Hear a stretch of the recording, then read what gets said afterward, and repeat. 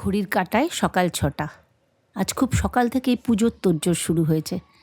অনেক বছর বাদে আজ বাড়িতে সত্যনারায়ণ পুজো করব পূর্ণিমার। আগে কিন্তু প্রায় বাড়িতে সত্যনারায়ণ পুজো হতো। তারপরে অনেকগুলো বছর কেটে গেছে। কেন পুজো করিনি তার সঠিক কারণ নিজেও হয়তো জানি না, হয়তো ঈশ্বর চাননি।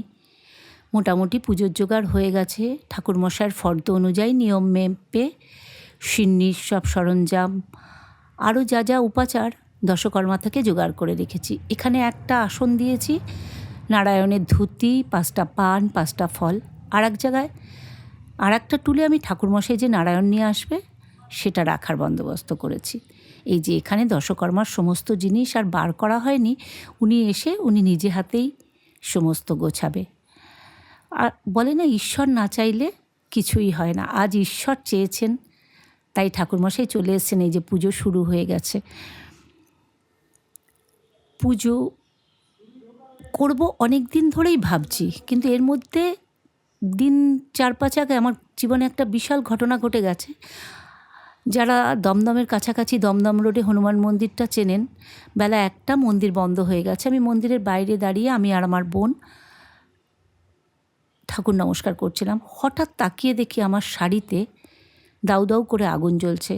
জানি না মন্দির বন্ধ বলে হয়তো কোনো ভক্ত আর কারুর কথা চিন্তা না করে তার মনোবাসনা জানিয়ে একটি প্রদীপ নয়, মাটিতে লাগিয়ে দিয়ে গেছিলো, যেটা খালি চোখে দিনের আলোয় দেখাই যাচ্ছে না, কারণ মোমটা জ্বলতে জ্বলতে একদম ছোট হয়ে গেছে। আমি তার সামনে দাঁড়িয়েই হয়তো ঠাকুরকে প্রণাম করছিলাম। ওখান থেকে আমার শাড়িতে আগুন, চিৎকার চেঁচামেচি, দাউ দাউ করে আগুন জ্বলছে। কি আশ্চর্য! সবাই বলছে আগুন জ্বলছে, জল আন।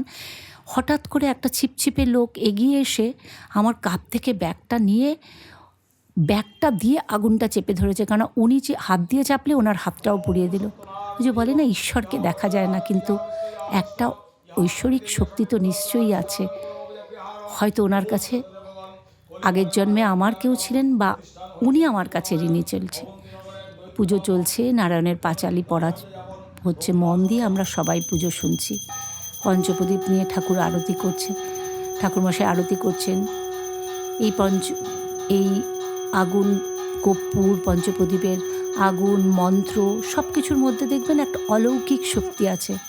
মনে হয় সব বাধা, সব নেগেটিভিটি নিশ্চয়ই সেই অলৌকিক শক্তি দূর করে যাবে। এই আশা নিয়েই আমাদের ঠাকুরের পাশে বসে প্রার্থনা করা। আচ্ছা, বলতে ভুলে গেছি, একটা লাইক দিয়ে এতক্ষণ ধরে আমার পুজো দেখছেন তো? আমি জানি আপনারা দেখছেন।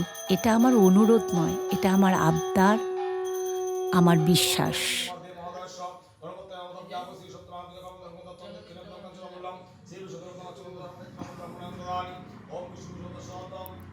কর্পূরটাই এবার পঞ্চপ্রদীপে একটু বেশি পড়ে গেছিলো, তাই জন্য আগুনটা অত দাউ দাউ করে চলছে। পুজো শেষ, ঠাকুরমশাই নারায়ণ নিয়ে চলে যাচ্ছে। আবার ঠাকুর চাইলে, নারায়ণ চাইলে নিশ্চয়ই আবার হবে বাড়িতে পুজো। আজ সকালবেলা রান্না কিছু করিনি, তাই বিকেলের জলখাবারটা একটু ভারী করলাম। এখানে ছোলার ডাল করছি, আর খুব শর্টকাটে একটু কড়াইশুঁটির কচুরি করব, কারণ শীতও শেষ, কড়াইশুঁটিটাও শেষ হয়ে আসছে। অত পুর ভরে ঝামেলা না করে শর্টকাট আইডিয়া হলো, কড়াইশুঁটিটা আমি লঙ্কা আদা দিয়ে মিক্সিতে পেস্ট করে ময়দার সঙ্গে মেখে নিয়েছি। আর এদিকে কিশমিশ মিশিয়ে, একটু কাজু মিশিয়ে ছোলার ডাল করা হয়ে গেল। এই যে এখানে আমি কড়াইশুঁটি বাটা দিয়ে ময়দাটা মেখে রেখেছি। আমি তো কড়াইশুঁটির কচুরি করে সবাইকে পরিবেশন করব, তাই ক্যামেরাটা বন্ধ করে দেবো। সবাই ভালো থাকবেন, কিন্তু আবার দেখা হবে আরেকটি নতুন কোনো দিনে, নতুন কোনো সময়।